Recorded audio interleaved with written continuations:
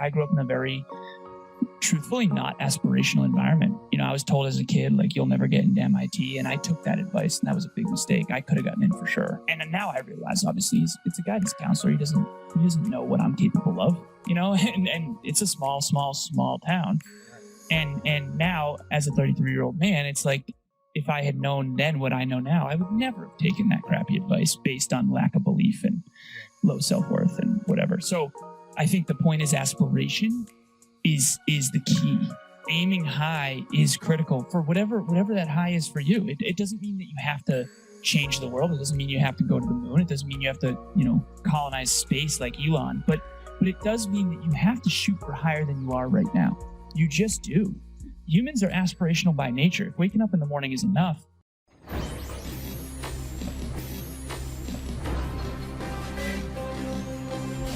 And now, Verbal Artwork Podcast with Mr. Rembrandt. This is another episode with Verbal Artwork with Mr. Rembrandt. And I'm Mr. Rembrandt, and I have a special guest today.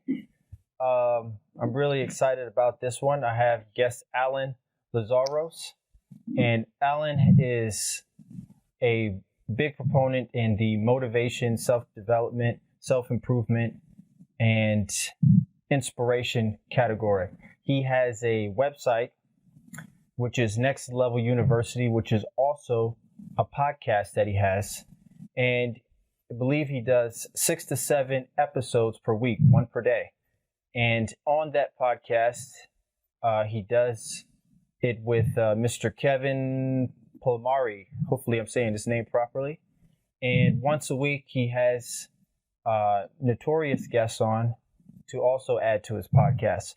Also at Next Level University, which is his website as well, he has courses, coaching, consulting, and he even has a weekly book club that they do every Saturday where they talk about excellent books.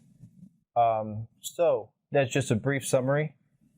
Without further ado, I would like to thank Alan for joining the Verbal Artwork Podcast. Excited to be here. Thank you so much, and I appreciate that. One thing I just want to say is that it is nextleveluniverse.com. No worries. So Next Level University is the podcast. Next Level Universe is the URL. Next Level University was not available, but it's kind of cool because Next Level University encapsulates everything more than just the podcast, right? So it's kind of cool. Great. Thanks for correcting me. And all those links will be in the show links as well. So individuals can find you and reach you and connect with you and learn from you as well. Appreciate it. Absolutely. So just give me a brief background if you can. How did you get to where you're at right now? How did you get into build into the self-improvement and coaching and motivation and development, if you will?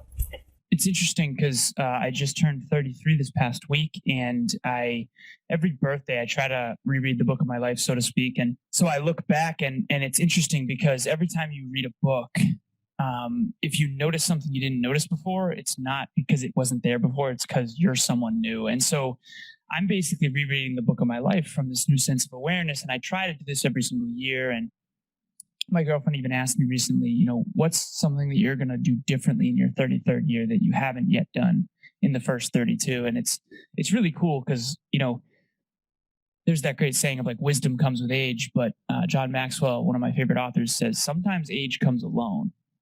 And so you got to make sure that's not the case with you. And so I'm going to take the last 32 years and I'm going to invest them into my 33rd year. And then I'm going to do the same at 34, 35. So I'm 33 years old. My life started out in adversity. And so my father passed away when I was 2 years old. I was nearly 3 and he was 28. I had an older sister and a mother. And so what seemed like a real tragedy at the time, and it was, also became a blessing later on. And the reason why is because I was raised by 2 women, but I had a stepdad from the age of basically 3 to 14. My stepdad left when I was 14, but the best lesson I've ever gotten happened when I was 7. And it's still to this day, after I look back, and I have a very, very good, vivid memory. I'm very blessed with that. And I remember like it was yesterday, I was 7 years old. And my mom sat me down. She always lectured me. And my sister and I like still joke about it. Like we hated the lectures, but now in hindsight, I understand why she did that. And so she basically said, Alan, life is about choices. If you aim high, you'll have choices. And I realize now that when my father passed away, she was a stay-at-home mom and she probably didn't feel like she had many choices. So of course she's going to try to inject that into me. She wished that she had focused on academics more and focused on education more. And she wished she had aimed higher, truthfully. And so she said, Alan, aim high and you'll have choices. Still the best lesson I've ever gotten. And so true. She said, Alan, you can be a CEO or you can be a farmer. I'm going to love you either way. But if you're a CEO, you can wake up one day and suddenly decide to be a farmer. But Alan, it doesn't necessarily work the other way around. So aim high and you'll have choices. And to this day, that's true. So fast forward, I'm 10 years old.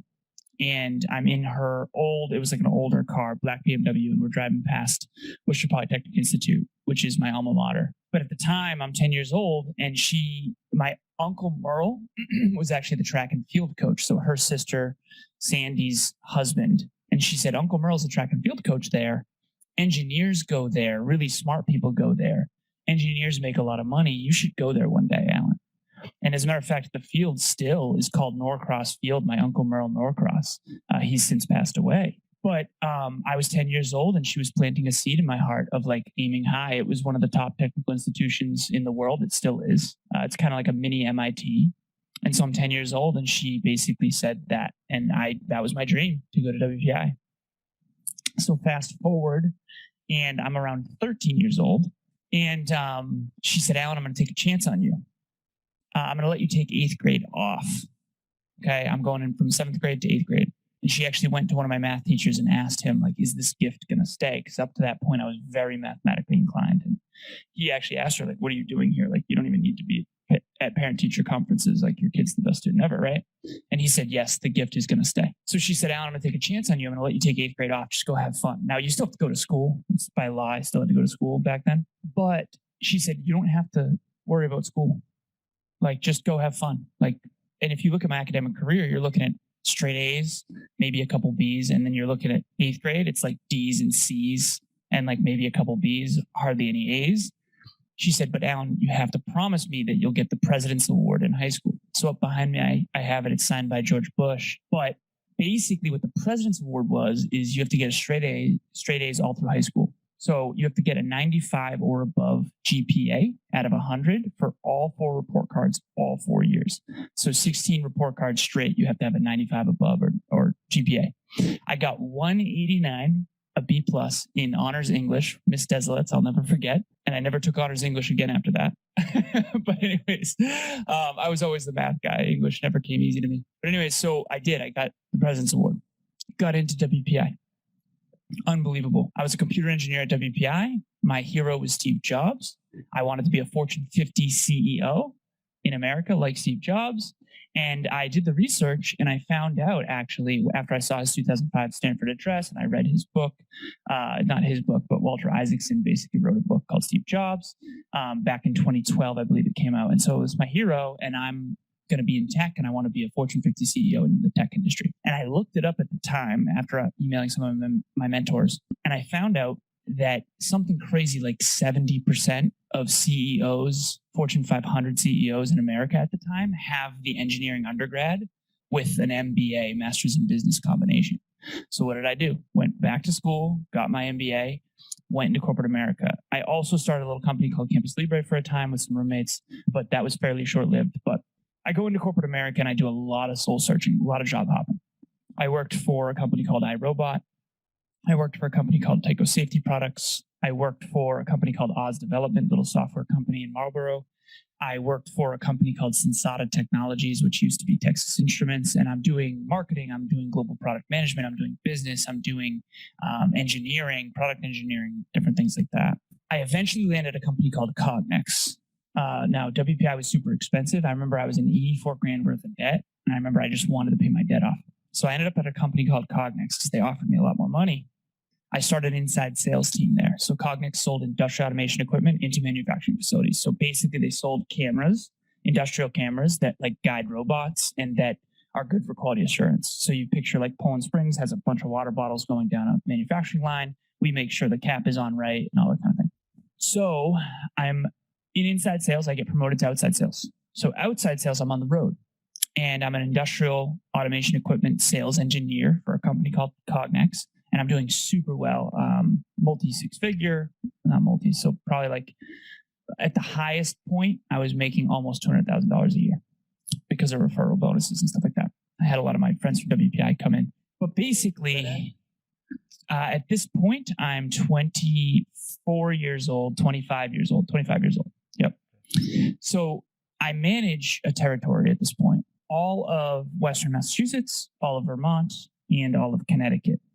For those of you who are in the US or understand New England, it's like a fairly big territory for my age. But anyway, so this is the point where it all kind of turned around for me. And your original question was like, how did I get into the self-improvement space? And this is where it came in. So I'm up in New Hampshire with my little cousin. He's 17, and I was playing Call of Duty at the time with him, just hanging out with him.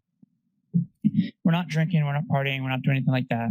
And we're headed to TGI Fridays. And this was 2015, and it was a horrible winter where the snowbanks up in New Hampshire were like above the signs. So there was a yield sign that I didn't see, and I thought the road stayed right. It actually stayed left. I ended up on the wrong side of the road, and I saw the brightest lights I'd ever seen right in front of me when I looked up from the GPS. Now, at the time, I thought it was a Mack truck. So I thought for sure this was the end. And for anyone who's had a life or death situation, it's hard to describe. You kind of have to experience it. It's like it happens so fast, but also so slow. It's really quite indescribable. But what I will say is that I was certain in that moment that that was it for me. Like, there's no way we're going to survive this. Again, I thought it was a Mack truck 10 feet in front of me, right? It turned out to be a lift-kitted pickup truck. Up in New Hampshire, a lot of pickup trucks have like lift kits. So it was just a really high up pickup truck. And I was driving a 2004 Volkswagen Passat to save money. It was like a $5,000 car. And I used to call this thing the tank. It was a very German engineered steel trap of a car. I used to literally call it the tank. And so fortunately, it survived. We survived. And so the airbags both deployed. My cousin hurt his knee on the airbag. I hurt my face in the airbag. But now circle back, right? So I'm 26 at the time. My father passed away in a car accident when he was 28. And so I've seen the pictures of my father's car. And I usually in my speeches show the picture of my car. And this is not a fender bender. I mean, they don't look very different. And so for me, physically, I was okay, hurt my face in the airbag, whatever. But like mentally, emotionally, and spiritually, I was beyond messed up. Beyond messed up, because I had always aimed high. I had always been very successful. I'd always been very quote unquote smart. But like, I definitely had a lot of regret. And like, for me, I grew up my whole life hearing stories about my dad, hearing stories about John. And so for me, it was like, that could have been it. Not like, that could have been it. No worries. Like my little cousin was totally like tweeting it, like totally fine. That sort of 17 still invincible complex. I was messed up though. I was sitting in an armchair drinking whiskey, just questioning my entire life, questioning my existence, questioning like, am I proud of the man I became? If that was it, would I have been proud of what I did on this earth? That kind of thing. And so I often use this quote now, and I'll bring this to your listeners. This is the quote that I live by now, which is, you can't see the stars during the day.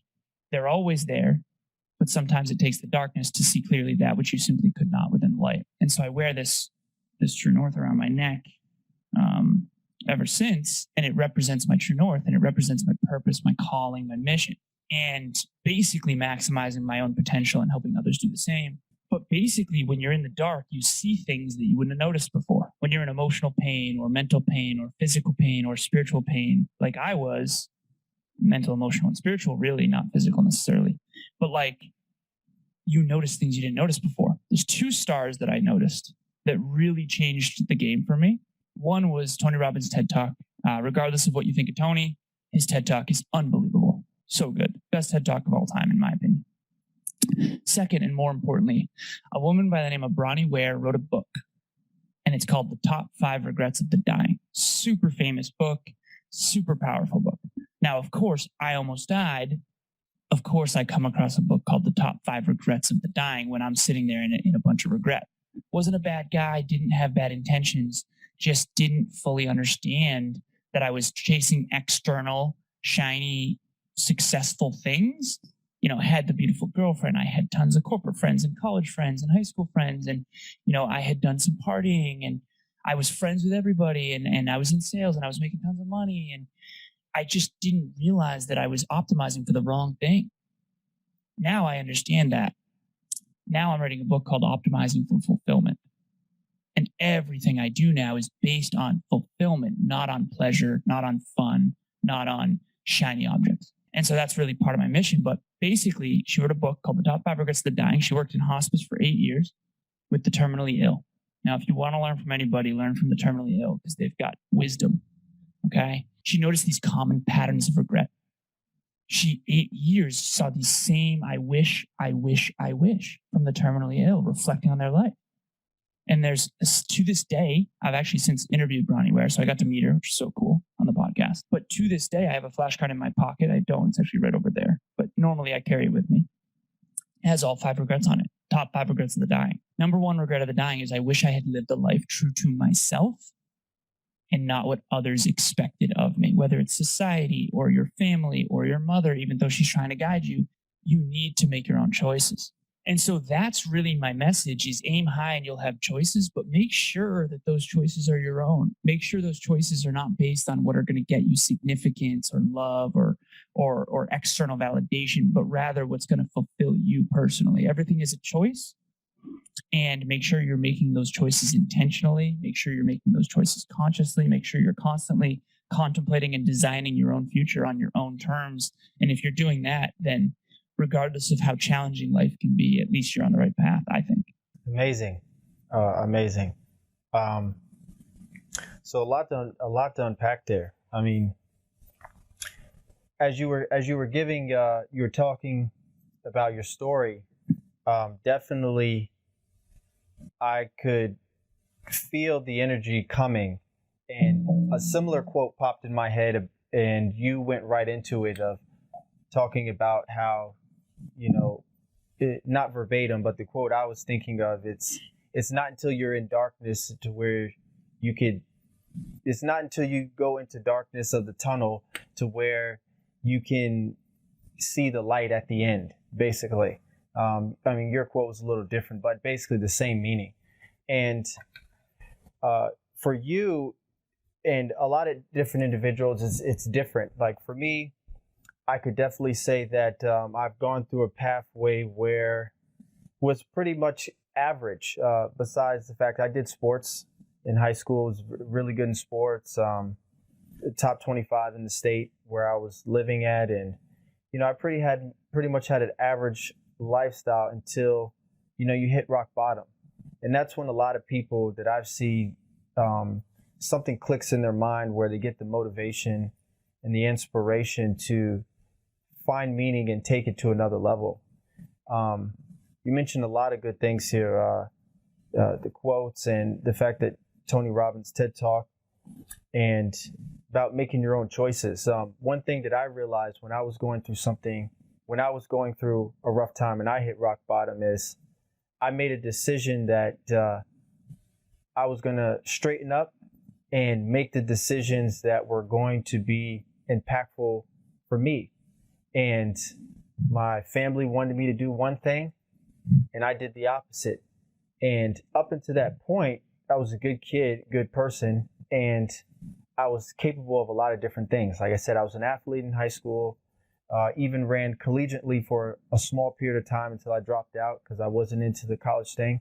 And it's not because I wasn't into it, but I just wasn't focused. I knew that if I went to college, I'm not fast enough to become top in the country as a collegiate athlete. So what am I going to spend my time doing? I'm going to spend my time partying. So I said, I'm not going to waste my time doing that. So I did other things, worked, and hit rock bottom years later. And I realized that I have to use my potential to do things that are going to be beneficial to me. Otherwise, I'm going to be in this same predicament that I am right now, which is here in my mother's house as a young man in my early 20s. And I said, I really have to figure out what I'm going to do and what direction I'm going to go. And mothers are great and they only want the best for you, but you hit the hammer on top of the nail. And as an individual, you really, really have to do what is best for you, right? You can't listen to others, and others will have their ideas and their perspectives and their their ideologies or ideas of what you could do for yourself, but you really got to figure that out. One thing that I'm into a lot of things. I'm interested in many different things. And people who know me always ask me, well, what are some things that I could do to make money like, how you're doing? Because I'm into a lot of different things. And my answer that I give them is, well, honestly, I can't tell you one thing that you can do that's going to be good for you to make extra side money.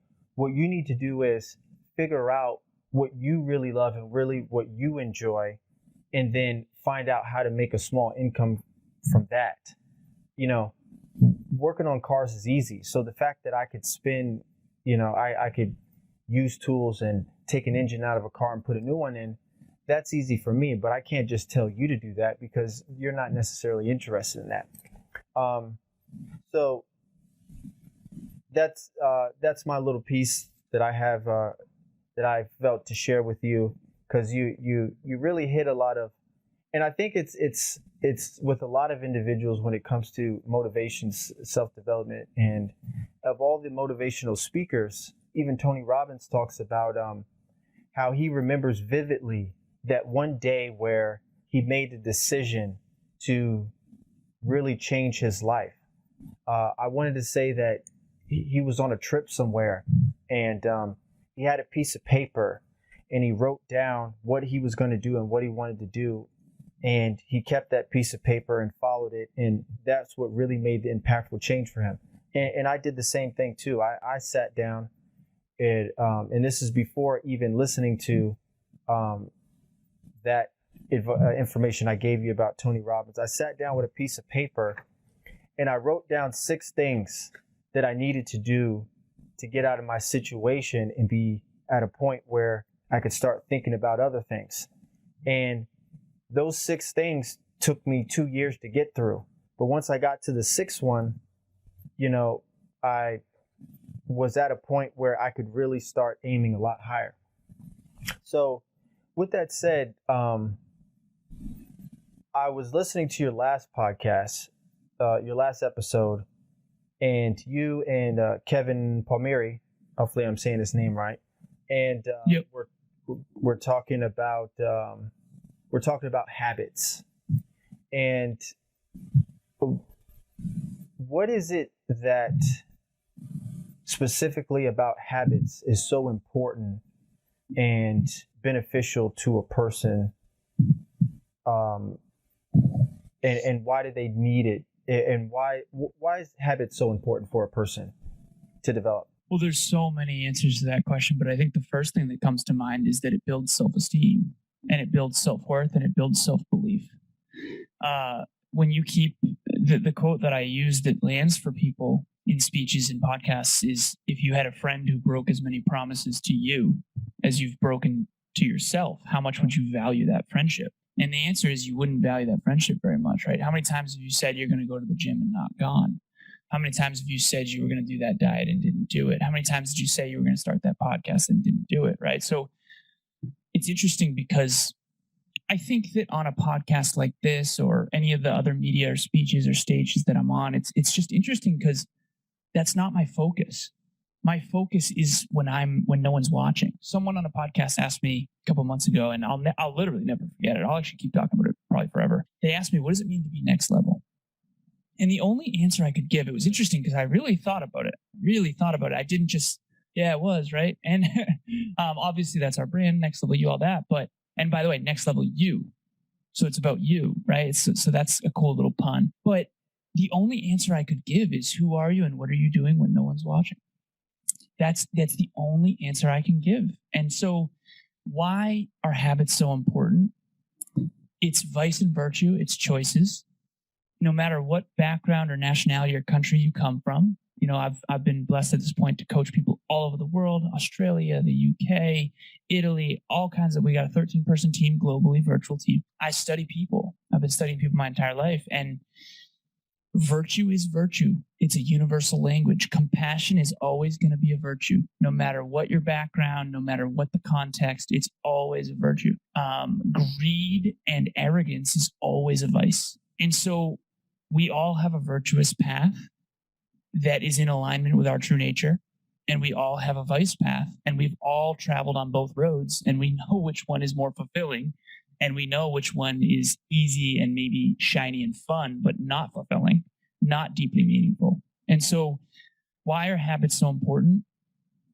Habits are the foundation on which you build your self-esteem, your self-belief, and your self-worth. If you can't do little things well, what makes you believe that you can do big things well? We're starting I just got finished before this podcast writing the GoFundMe page for a Books for Babes initiative that we have. And it's basically this little charity that my girlfriend and I started, where we collect money to buy inspiring books for underprivileged kids in the city of the greater Worcester area. And last year we raised $1,000, and 300 plus books, unbelievable, or 800 plus books for 300 kids and families, for underprivileged kids, all recyclable newspaper. We had handwritten notes to give to the teachers, to give to the kids. It was like amazing. We were like delivering books at 1 o'clock in the morning on Christmas Eve. Like, it was a whole thing. It was amazing. But the reason I'm saying this is because literally I thought to myself earlier, like, we got to double it. I want to raise 2,000 this year. I want to go bigger. I want to do it better. But here's the thing. If we didn't do last year well, and we didn't put in work and effort there, even though we failed forward and we struggled and we scrapped, if I can't handle the little things well, what makes you think I'm going to handle the big things well? And so I think it's incremental improvement over time with small daily disciplines that you do daily. And, at Next Level You, that is what we are about. I mean, social media, fluffy, shiny object, nice Instagram worthy photos are not what we care about. I mean, I do the Instagram thing, right? I've got nice photos too, but at the end of the day, I genuinely care more about how I behave behind the scenes when no one's watching than I do right now on this show. Like, genuinely. And I think that that's the only way to have a deeply meaningful life. And before my car accident at 26, I couldn't have said that. And that's my point, right? I had the mortality motivation of, like, my dad didn't get a second chance, and I did. And I'm going to turn this thing around, and I'm going to be the man that I'm proud of every single day, not just once, but every single day. So that's why habits are so important. Self-esteem, true self-esteem, not like ego, I don't care type of, nonsense self-worth. A lot of people fake self-worth and fake self-esteem, and they fake self-belief. I'm talking real, built over time, gritty, tangible self-worth of, like, I do hard and necessary things, and I keep the promises I make to myself. So I believe in myself because I've proven it over years and years and years of experience. And when that foundation is strong, you're not going to topple. It's a beautiful thing. Yeah. Wow. I was listening to Eric Thomas the other day. You know who Eric Thomas? Eric Thomas is? Yeah. No, and he was talking about that. Well, at least the video that I saw the other day, and he was talking about Instagram, and he was talking about how, it really bothered him that a lot of different things that you see on Instagram is people showing off their shiny this, their shiny that, my car this, my car that, my vacation this, my vacation that. And all of that is great, right? Because when you're striving for something important and you're going for goals, it's okay sometimes to show the finish line of what you have acquired or what you have done. But it's also great, and it's also a beneficial thing to show that journey. How did you get to that point? That's probably more of an impactful way to share a message or share something. What did you have to do to get that new house that you wanted, or that nice car that you wanted, or get the point A to point B? It would be impactful to pay it forward with a message, or the fact that you had to grind through the dirt to get to where you're at. And a lot of that is missing. A lot of that is missing in social media and Instagram, and just in people in general. It seems that a lot of people get trapped in that vicious cycle in which they're looking for acknowledgement from others. And it seems like, the social media is somehow predicated on that. If, for example, I could even see it on my social media, and even I could say I become victim of it. When certain posts can get viral attraction, and sometimes you post things that bring people in that manner, but then you might get, for example, me if I'm at the Canelo fight versus Caleb Plant. If I post a photo of that might get 800 likes and maybe 15,000, 20,000 impressions or something like that. But then if I post a motivational video on Instagram, that might get 1,000 views, 200 and something likes. And it's like, well, why is that? Is there a situation in our society where people are more attractive to the shiny things rather than the grit that it takes or the motivation and inspiration that it takes to get there? It seems, and it's one of the reasons why I've kind of for a long time stayed away from social media until I could find it as a resource to reach people, because I feel that when you do, even with people you're close to, like I can definitely feel the energy from you. You're a people watcher. You're a observer of people. You learn people and you get a good sense of them. And I could feel you got very good energy, high energy. You're very motivated. Even your posture is, you have good posture. You're a very serious person. And I can see that you probably resonate with a lot of people around you, right? And how do you get your message out to people in a way that they can accept it? I was talking to, really quick, Jonathan Pritchard, who was a mentalist not that long ago. And I asked him a similar question because he uses psychology in different ways to do performances. And I told him, we had to talk about psychology and helping people and motivating people. And this is one of the questions I asked him, and his response, which was a good response, but not one that I was quite looking for. And his response is kind of sort of, well, you charge a fee, and or you don't charge a fee and you offer your services, and if people are willing to work with you or they're not, then you kind of just you let them go. And I would, I think there's a better way of doing things, and I actually feel hurt and sad. For example, people that I know that are close to me, where you're trying to help them, you're trying to motivate them, you're trying to get them on the right page. And for some reason, the way that they feel, they're just not on that tune. And some people, if they see that you're doing well and you're positive and you're inspirational, they actually will gravitate away from you, and they will go another route because they do know that you are doing something positive and good, but they're not quite ready. They don't quite have the energy that you have.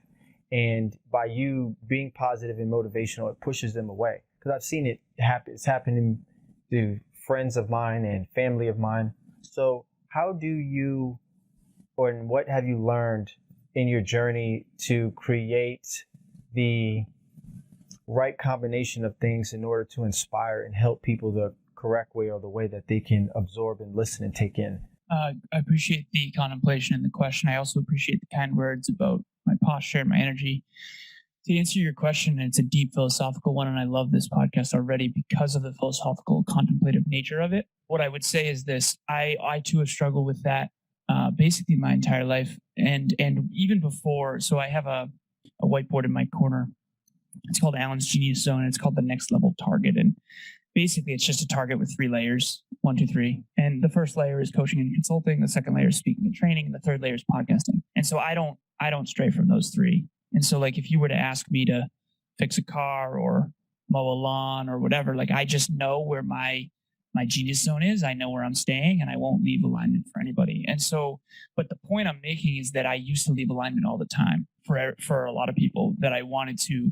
I used to think that I could go out and I could save people. And I think that came from a very pure, beautiful place. And now I think of it from I heard this analogy once, and this is more of the way I operate now. I used to try to go out to sea in the storm and save the ships. And I think at times maybe that's necessary. But now what I try to be instead is the lighthouse that can guide the ships home if and when they're ready. And so the only answer that I've found in my 33 years, having been a coach even before I knew I was a coach, between coaching, podcasting, and speaking, I've got thousands of hours at this point. People all over the world. And I say that because I want people to understand I'm not just a talking head. Like I coach more than I do podcasts, right? So I study people, real people. I study their lives. I study their businesses, like their identities. I mean, I'm doing real deep, meaningful work with individuals, not just talking on podcasts. And I think that's important to know. And so what I would say is this: like me at 26 in the dark, who found those two stars, Tony Robbins and Bronnie Ware's book, The Top 5 Regrets of the Dying, I think that when people are in the dark, they will see the light. And the key is to stay that bright, shining star. When they're ready, they will come. And you have to trust that, rather than trying to dim your light to try to go and convince them that they need to change. Because at the end of the day, when the pain is great enough, they will change, just like me. It's unfortunate, but I do believe that doesn't mean you can't be proactive. That doesn't mean you can't embody what your core values are. And if they value that, then they'll be more likely to be inspired too, right? I mean, I don't care about cars that much, but like I can tell that you do because you fix them and stuff. And so like if I get a nicer car and I, take a video in a nice car, maybe you'll be inspired, whereas you wouldn't have otherwise. And I the point is that, but here's the thing: I will not go outside of alignment with what I value to try to get your value, to try to help you value me. And that's really what I figured out at 33, 32 really, but 33 really. So over the last couple of months, my birthday was this past week. So this is what I figured out.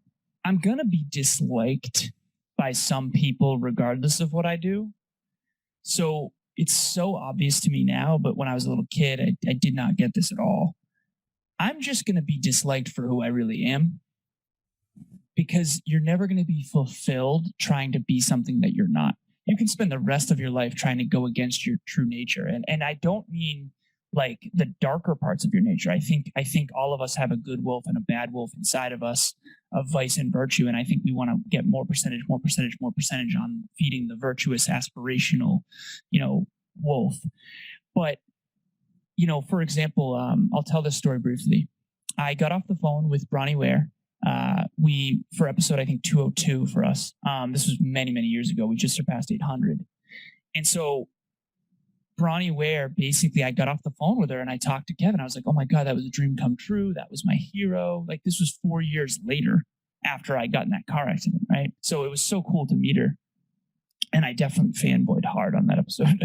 But I told Kev, I said, Kev, you know what's wild to me? Steve Jobs has always been my hero, changed the world, bent the universe. I've got quotes back here. Only those who are crazy enough to think they can change the world are the ones who do, type of thing. And so I've always had that mentality, genuinely, even before I fully understood the weight of it or the responsibility behind it. But I told Kev, I said, Bronnie Ware kind of changed the world with her gentleness. I said, she's such a gentle soul. She's such a, if you watch her TED Talk, she's such a gentle person.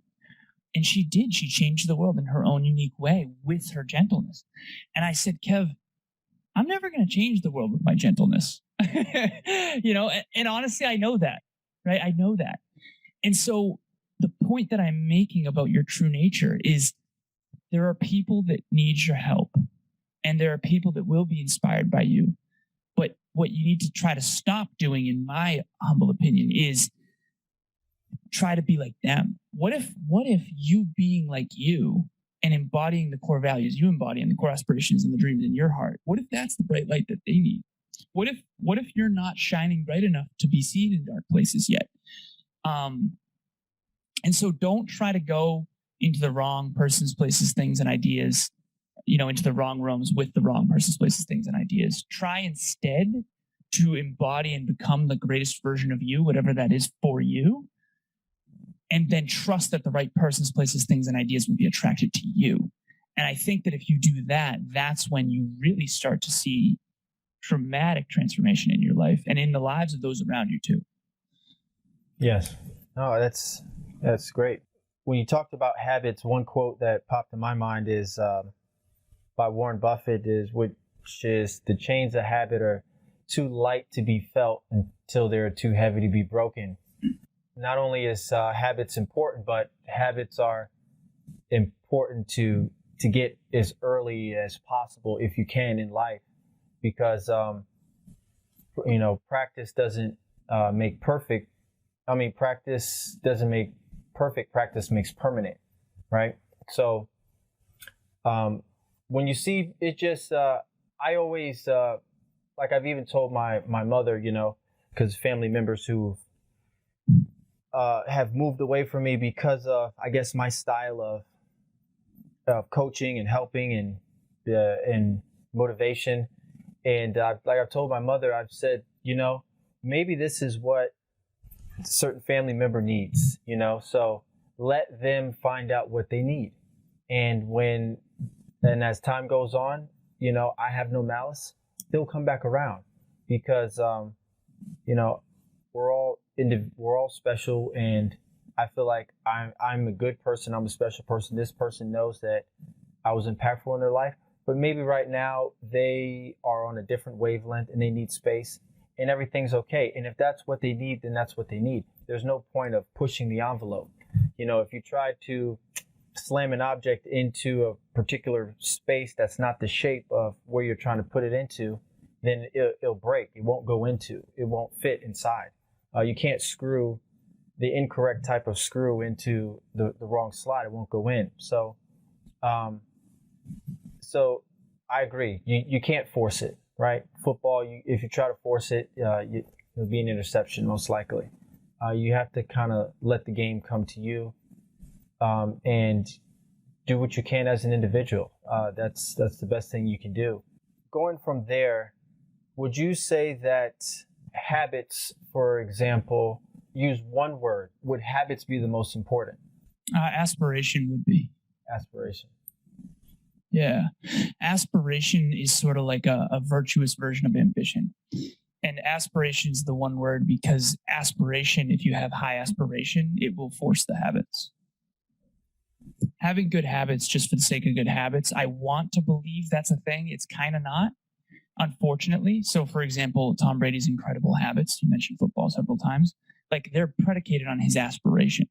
And whether or not he wins his 8th Super Bowl or not, like it doesn't change the fact that he's having amazing habits because he's going for it. So aspiring is critical. And one thing that I've found is that I grew up in a very truthfully not aspirational environment. I was told as a kid, like, you'll never get into MIT. And I took that advice, and that was a big mistake. I could have gotten in for sure. And now I realize, obviously, it's a guidance counselor. He doesn't know what I'm capable of, and it's a small town. Right. And now, as a 33-year-old man, it's like, if I had known then what I know now, I would never have taken that crappy advice based on lack of belief and low self-worth and whatever. So I think the point is aspiration is the key.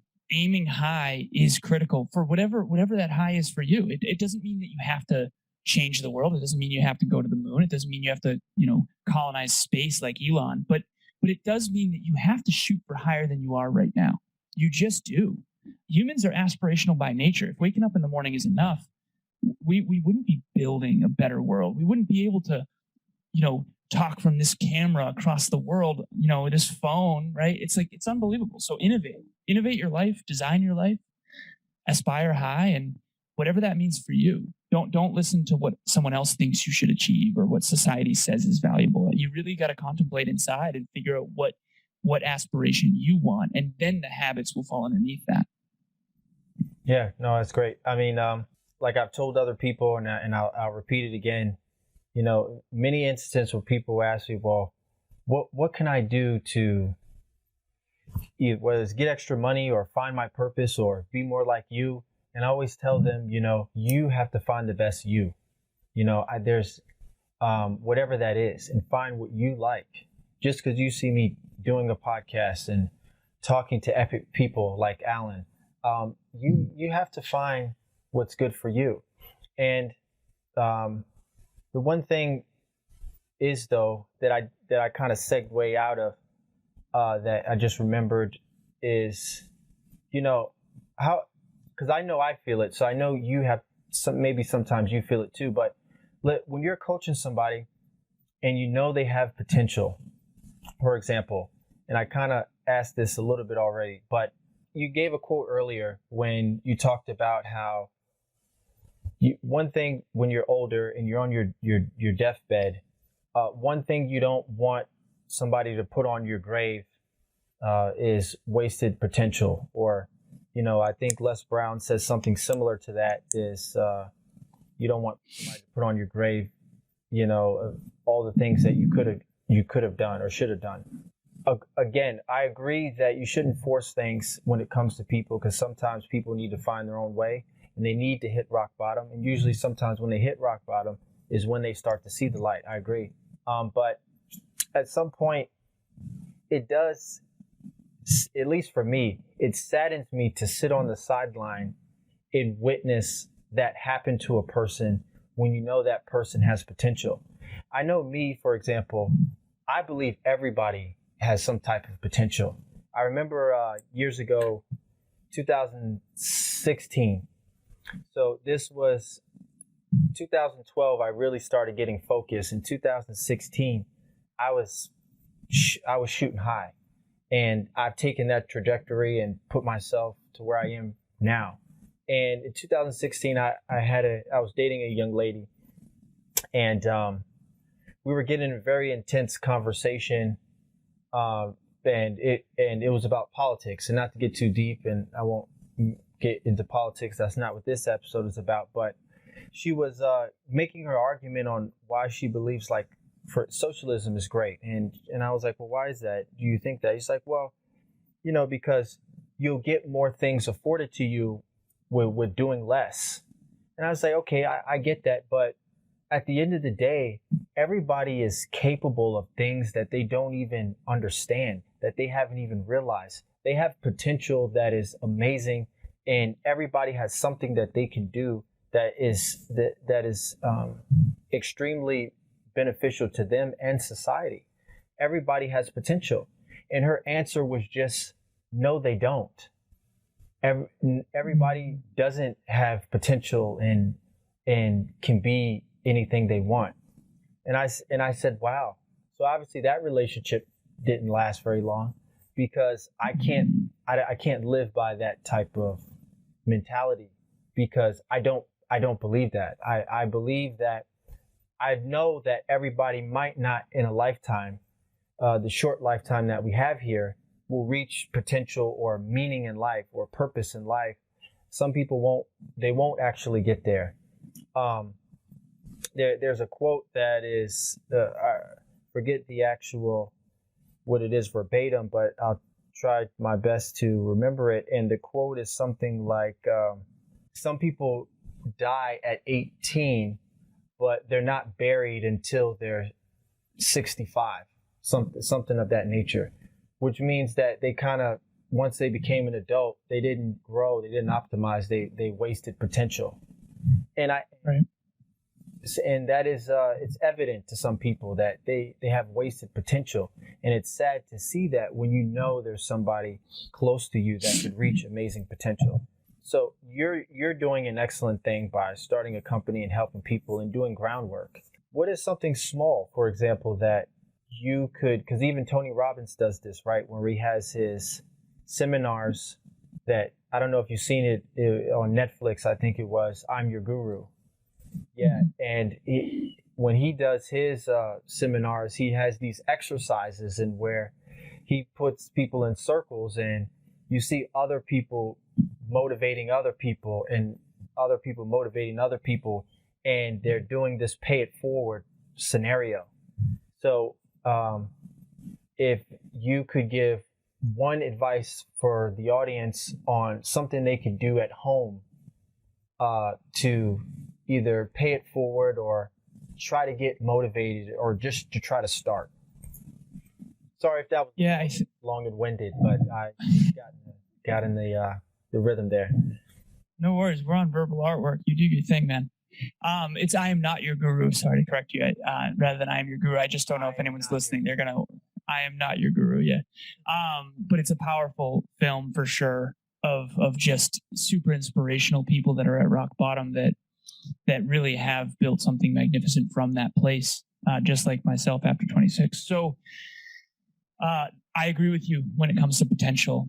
whoever that young lady was, that's called nihilism. Nihilism is basically a hopelessness and a belief that is injected from a very young age that not everyone is capable. And that's just not true. Even biologically, it's not true, right? I have a friend of mine who was told she'd never walk again after a sports injury, and she's literally doing handstands on the beach, and she's more athletic than 99% of this country. And I have another friend of mine who's paralyzed from literally the shoulders down, who just started his own coffee house, and his name's Eric LeGrand. He's unbelievable. And so he's living a rich, dynamic, positive life with very little resources. And so whoever said that other people don't have potential, it's quite frankly bullshit. Yeah. It's complete bullshit. And I believe in the word potential probably more than maybe any human to ever walk this earth. And I'll tell you this, my least favorite words in the dictionary are average, ordinary, mediocre. I can't stand those words. Really? Cannot stand them. Yes. And honestly, I've wasted much of my potential. I used to drink. I didn't talk about this, but I used to drink a lot. And anyone out there, I was poisoning my mind and my brain. And I'm very, very fortunate to have a very capable and strong brain and, straight A's in high school and blah, blah, blah. Like the kid in college at one of the top tech schools on the planet, like didn't go to class and got straight A's in all 4 calculuses. Like I'm very, very blessed to have this brain, and I didn't take good care of it as much as I should have. And I'll tell you what, I stopped all that after 26. No more alcohol. I'm now 3 years sober. I remember saying how it took me 5 years to quit drinking, but my point is this: wasted potential is a tragedy. If you're out there listening, you have potential. You have a spotless future, and you can start making new choices right now. And anyone who tells you otherwise is full of it, and don't you dare buy their story. It's absolute crap. I've seen people come from absolutely broken, despondent to multi-freaking millionaires. And one of my clients just made $400,000 in 6 days. Okay. Literally unbelievable. So anything is possible, and everyone can, just not everyone will. Anyone can, not everyone will. And we have to understand that. So what's one small thing they can start with, to get back to your original question? A small thing they can start with is this simple philosophy of let each of us sweep our own porch and the whole world will be clean. I do believe that the virtue and integrity of the individual is the solution to all human suffering. I think ignorance and apathy are the 2 greatest, enemies. Ignorance is not knowing any better, leeches on us to cure things, or the world is still flat or whatever. And then apathy is not caring. We either don't know enough or we don't care enough, or some combination of both. And if you can solve those 2, that's where NLU was born. That's where the podcast was born. We have 800 episodes all focused on health, wealth, and love, holistic self-improvement, character-driven focus, heart-driven, but no BS. And it was born from that place of realizing that all human suffering stems from ignorance or apathy. And the cure of that disease is knowledge and caring. You either don't know enough or you don't care enough. And we want to make sure that we know more and care more every single day. So what's one small thing people can do? I don't often talk about the small things, but you got to start with your own positive habits, your own positive choices. Write out a list like you did. Those 6 things. Okay. Write out a list of 3 things. What's 3 things where you're really letting yourself down? And you know it. Get rid of the arrogant ego. I have one too, right? Just see, you can either feel good or be good. Choose be good. Okay. I know a lot of people who feel great about themselves. Okay. And I'm not saying to have low self-esteem. What I'm saying is have real self-esteem, have actual self-esteem based on real merit, have it built over positive action and conscious effort, not fake, fluffy. Okay. Everyone think of that dude in high school who just thought the world of himself, even though he didn't try at anything ever. Okay. Maybe that was cool in high school. Even then it wasn't. Look into that guy's future. Okay. Make sure you let that part of your phoenix burn down so the new one can rise. It's super important to let humility be your superpower and just start super small. If you never went to the gym before, start small. Start with the 5-pound weights, then go to 10, then 15, then 20, then 25. Eventually you'll go way beyond your wildest dreams if you stay consistent. And that's what I would say too. It's interesting. 2 things. We just did an episode, the top 5 lessons from 800 episodes. right? Interviewed hundreds of people all over the world, world-class performers, interviewed each other, all that. The top 5 lessons, one of them is what inspires one person will actually repel another, and that's okay. Which we've already talked about on this episode. What inspires one person will actually repel another, and that's okay. That's number 1. Number 2, consistency is everyone's biggest problem. Consistency is everyone's biggest problem. I put into a financial calculator $100, and I calculated if it were to grow by 1% per day for 1,000 days, how much money there would be in that account? $2 million. If you divide 2 million by the 100, okay, you get 21,000 times better. If you can get 1% better per day for 1,000 days, which is like a little more than 3 years, a little less than 3 years. Okay, 1% better, small improvement. You are 21,000 times better. See, we do not understand the power of consistency. Everything we do at NLU and with the NLU team, every single person on the NLU team tracks their habits every single day. We have something called peak performance tracking, and they all have a daily dozen, health, wealth, and love, 4 habits under each. And they all track their habits every single day, bar none. Nobody ever misses. 13-person team. It's wild. It's unbelievable. They are all growing so much. It's wild. Amazing. See, going to the gym one day doesn't seem to make a big difference. But if you do it once a day, every day, for 5 years, you will be a completely and utterly transformed human being. Consistency is everybody's biggest problem. Focus on consistency and everything else will come. Amazing. No, I would agree with that completely. I mean, I think anybody who is in doing something of high performance in business or sports or motivational speaker will tell you that consistency is very important. It's definitely what you do over a period of time rather than what you do in one period of time, right? You mentioned some things that you really dislike, and you reference from the dictionary words like average and I think you said moderate and some other ones that are talking about things that are in the mean, I guess you could say, or the median. Some things that I also hate because I resonate with a lot that you're saying. That's why I wanted you on. You mentioned humility. Humility is a big thing that people need to overcome, that I see that a lot of people have problems with. When having conversations with people, a lot of people have a problem with saying, I don't know, or I'm wrong.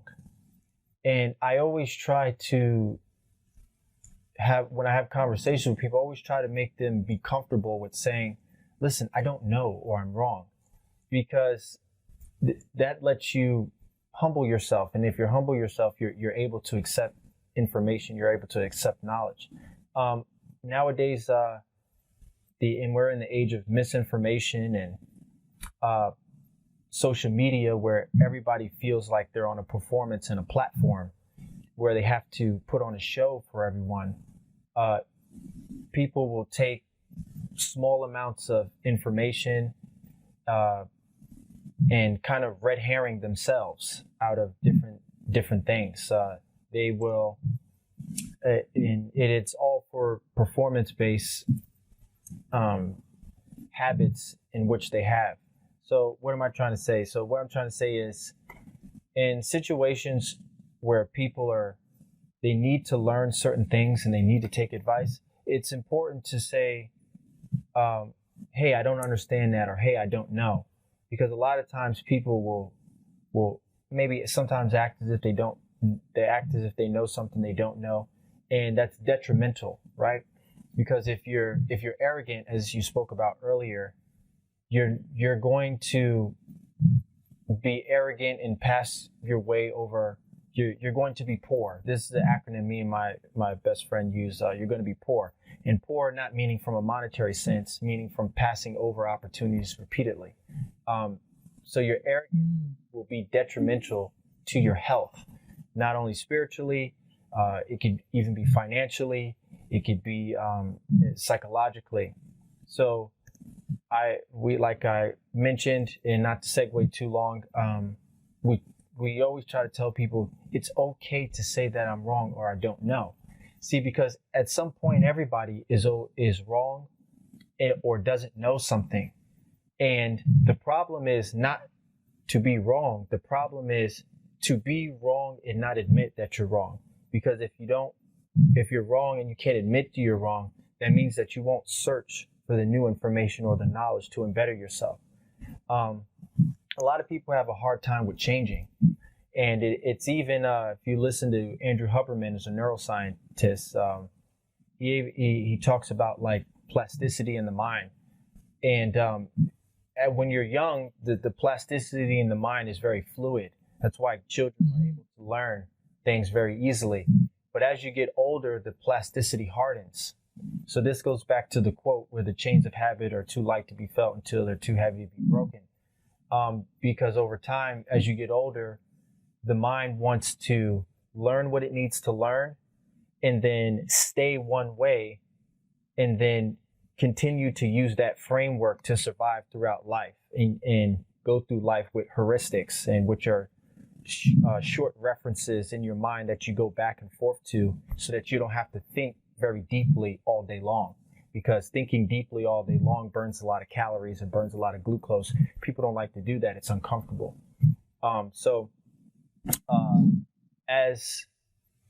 But being uncomfortable is growth, right? When you're uncomfortable, that's when you're developing. That's when you're growing.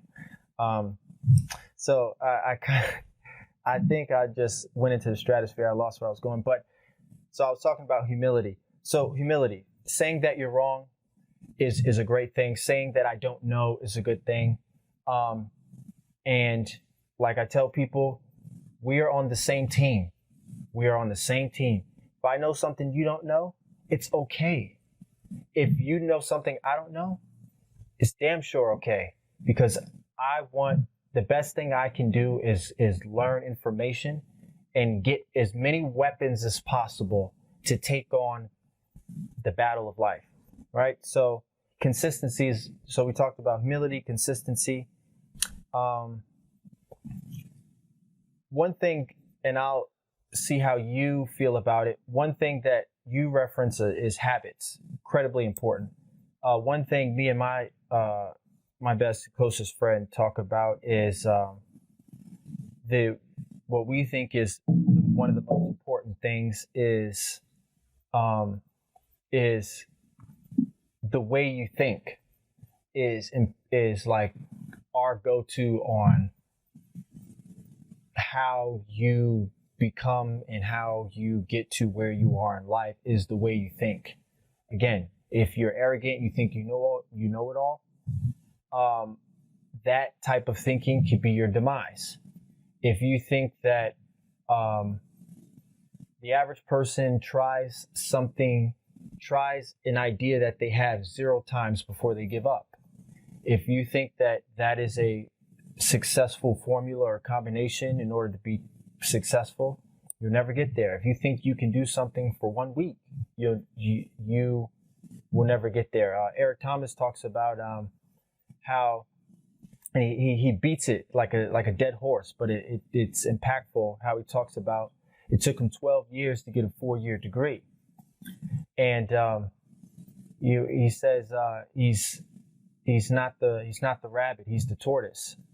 And he talks about how when he graduated, the guy who graduated summa cum laude didn't get any further education, and he went on to get a PhD. So he talks about consistency a lot, where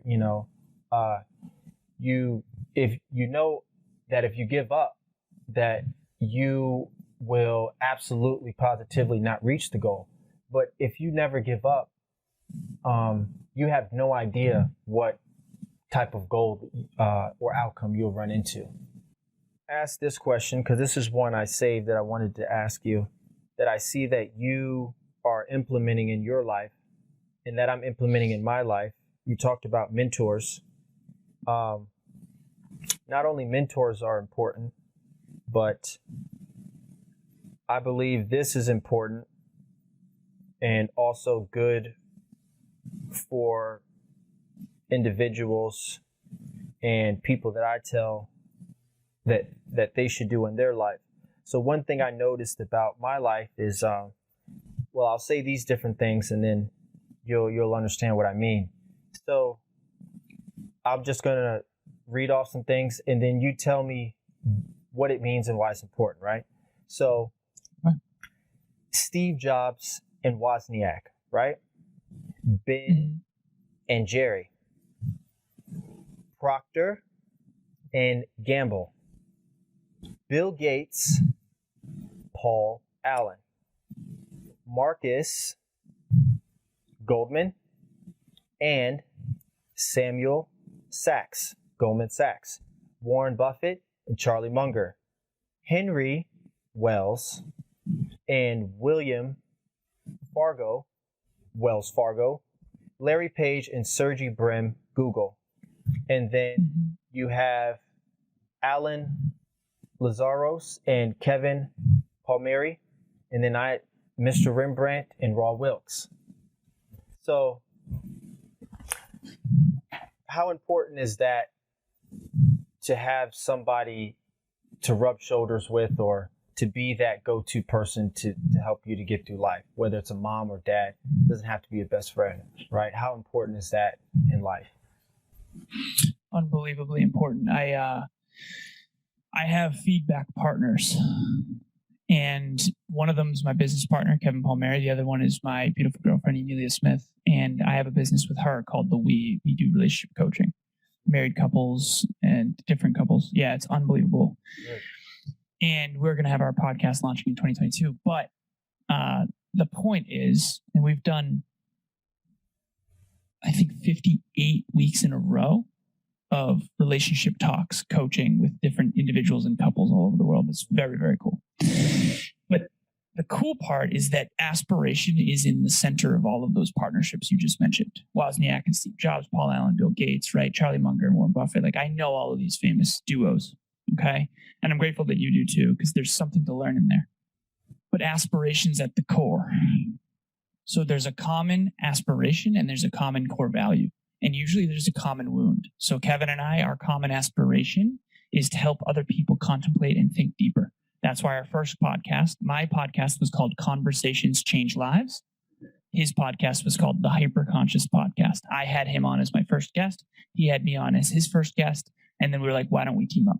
So there's a common core aspiration. The common core value is obviously personal development and growth, self-improvement. Okay. The common wound, and we didn't know this at the time, was self-worth. We both had low self-worth. We both didn't have fathers growing up. And now we actually started something called the Next Level Hope Foundation, where we rent out a rec center on Father's Day. And we bring boys without fathers in, and we're going to bring actually a character-driven male role model, like a celebrity, to the rec center on a day that's typically very sad. And we're going to have it be not only fun, but also educational. It's going to be awesome. But the point is that all those duos that you just mentioned have a common aspiration, a common core value, and a common wound. And I study those duos, many of them. So Charlie Munger and Warren Buffett, I definitely studied very, very much. Steve Jobs and Wozniak. I mean, I've studied Steve my entire life since I was 14 years old. And then what was the other one? Bill Gates and Paul Allen as well. So those are the three ones that I know very, very well, the three pairs, duos. So what I would say is this. I have feedback partners for a reason. I have many, many, many, many mentors, but now I have a different frame on mentors that I can provide. It's contextual. So I have one mentor who was the COO of iRobot. He was the CEO of Astrodyne. Now he's the CEO of a different robotics company. Super, super bright guy. But I'm not going to learn fitness from him. Right. So you've got to be careful. You got to cherry pick the knowledge and wisdom of each individual. And the other thing that I want to say about mentors too is do not learn from people who stumbled upon success. And I'm actually going to give you an example. Okay. Evan Carmichael is a dear friend and mentor of mine. He's the top 10 guy on YouTube. You've probably heard of him. Yes. Awesome guy. Met him in person many times. He's coached us for a time. He has 6,000, I think almost 900 videos on YouTube. He did 4 years, 3 videos a day for 4 years and only had like 900 subscribers. And now 12 years later, he's got million subscribers. So the dude just played the long game, and he reverse engineered success and became a YouTube guru for sure. I mean, Tony Robbins goes to him for YouTube advice, right? Eric Thomas, love him. Great speaker, unbelievable speaker. Seen him live in person too. Oh my God, embodies his craft. But LeBron James tweeted one of his videos on YouTube, and his YouTube video went super viral. And so if I'm going to learn about YouTube, I'm not going to learn from Eric Thomas. I'm going to learn from Evan Carmichael. And that's what I want to say about mentors. Be very careful. At this point, at 33, I realize I've had many, many mentors in many, many different arenas. I mean, dozens, literally. And you learn like, oh, these people, everyone usually succeeds because of two main things.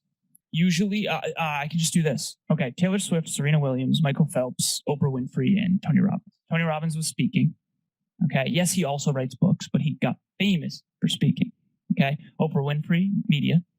Okay, Serena Williams, tennis. Meryl Streep, acting.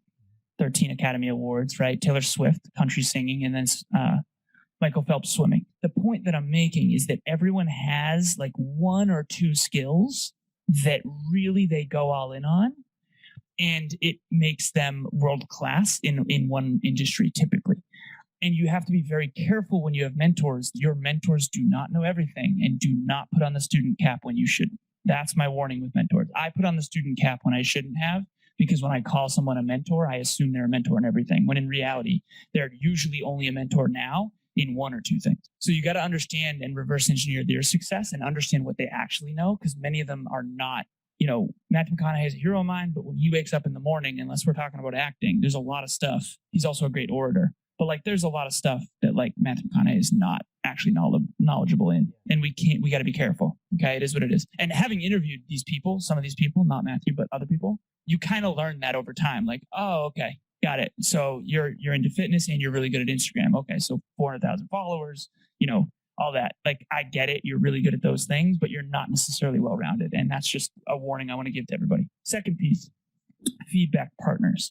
Super important. Have to have a common core aspiration, common mission. You have to have common core values. Okay. You definitely have to have some common core beliefs, like you and your ex. One of them believes in potential and one of them does not. That is not going to mesh well. That's always going to be a struggle bus unless one of you transforms. Okay. So I knew as soon as you said that was an ex, not a current. Okay. Either that or there's a drastic transformation, which is a struggle. Okay. So common core aspirations, core values, and core beliefs. If you want a feedback partner, common mission, you have to drive to 5 is what we call it. Okay. I told Kevin this one time. I said, Kevin and I, every single Monday, we record most of our episodes, and we have a very long meeting from like 11 a.m. all the way to like 7 p.m. And from 6 to 7, we do a live podcast on Facebook and Instagram and our Facebook and LinkedIn and all that. But this is a long meeting, and we have sort of like a mini crisis just about every week. And by crisis, what I mean is like sort of like a very, very mini midlife crisis every week, because we're contemplating, we go through our weekend and then we talk and we're like, okay, what do we want to talk about? And we contemplate life so much. And I told Kevin one time, I said, Kevin, I'm almost never fully right, but I'm definitely never fully wrong. Okay. It's not black and white. We got to drive to 5. We got to figure out where so in this analogy, picture from 0 to 10, if Kevin's on one argument as a 0 and I'm on a 10, we find the middle, we find 5. But there's no right or wrong answer in anything, but there's always a better answer. Okay? There's always a better way to do things. There's never a right way to do things or a wrong way to do things. There's always a better way to do things. Okay? And if you can adopt this layer of thinking, you'll understand why feedback partners are so critical. So Paul Allen, Bill Gates, Warren Buffett, Charlie Munger, Steve Jobs and Wozniak, like they argued and debated and challenged each other's thinking, yes. And they sharpened the innovation through that, what I call rumbling, what Brene Brown calls rumbling. And so you and I, we could rumble. And what we would do is we would both have a constructive debate where both of us will end up with deeper, more accurate thinking afterwards. And that's why humility is so critical. Yes. If you don't have humility, you're not going to be able to take feedback. And this is a whole nother conversation. If you do have humility, make sure you find someone else with similar core aspirations, core values, and core beliefs, and maybe a common wound, and try to label them as a feedback partner. Give them permission to give you the difficult truths that maybe are hard to hear, but are really important. Emilia and I, my girlfriend and I, do this all the time. I often say I have the best coach in the world, pillow coaching.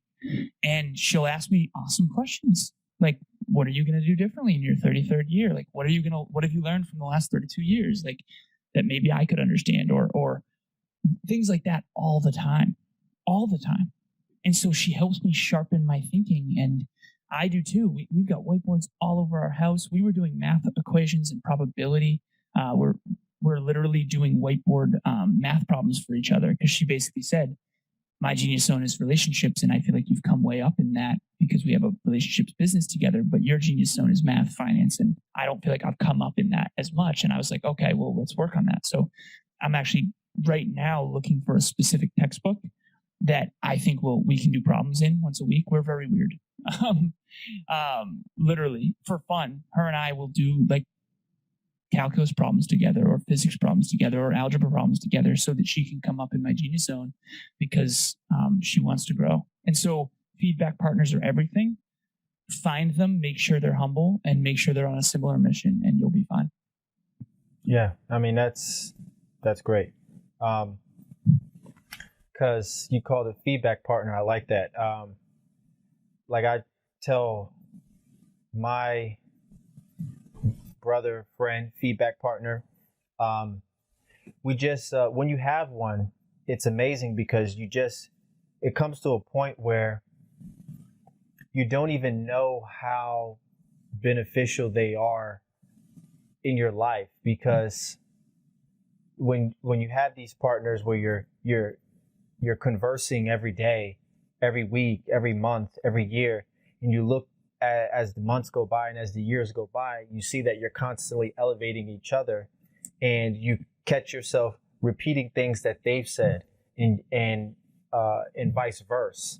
And you can really see steel sharpening steel when that happens. It's an amazing thing. You said your 5, get to your 5, meet to your 5. Is that what you said? Yeah. Find a way to integrate the two understandings in a way where there's where the whole is greater than the sum of its parts. That's the key. Yeah.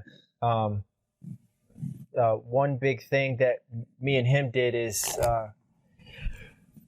he kind of went the real estate route years ago and has done well up until this point. And I was always into stocks and equities. Warren Buffett, Charlie Munger. That has been my mentor, that got me into changing my life. He's probably the most pivotal person, Charlie Munger and Warren Buffett, those two.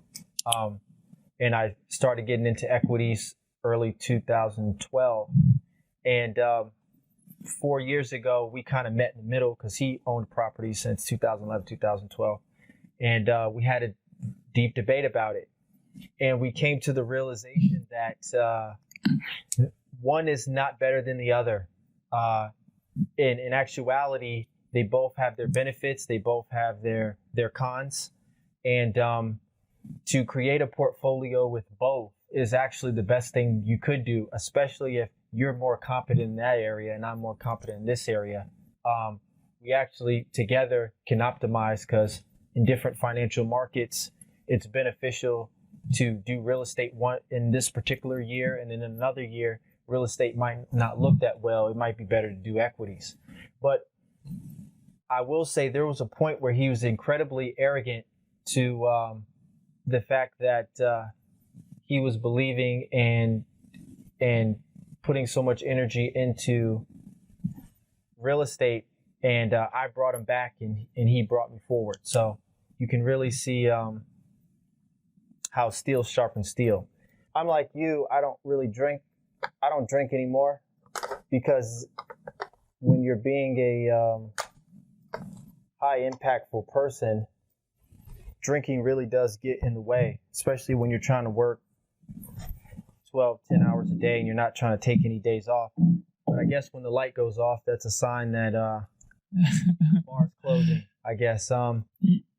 speaking of which, I actually do have another call at 3:30, so we've got 3 minutes. Okay. Yeah. But let's crank, man. I really appreciate you. I didn't want to wrap it up like that, but I think we might have to. Yeah. No. I get it. I appreciate you so much staying on for this long. And man, you were an excellent guest. I mean, I feel your energy. It's positive. It's good. I get the energy from you. It's similar. If we were two pianos in the same room, if I were to hit one key, you would be ringing on the other side of the room the same exact key, because that's how pianos work. God, man, this was amazing. I really enjoyed it. I could say keep doing well for the future. Keep helping people. Keep impacting people. Keep growing your podcast, and continue with life in your relationship and your friends, and keep optimizing. And I know you're having a great trajectory in life, and best wishes to you. And definitely plug in all of your social media and your website and places where people can find you again, so that people can connect with you. Really appreciate it. Thank you so much for having me. This was a wonderful interview. You seem like a very deep and contemplative person. I have no doubt we will stay connected. If you ever need anything, reach out for sure, especially when it comes to growing your podcast. I mean, 800 episodes. We've been in this industry for 5 years. And when I say we study it every single day, I mean it every single day.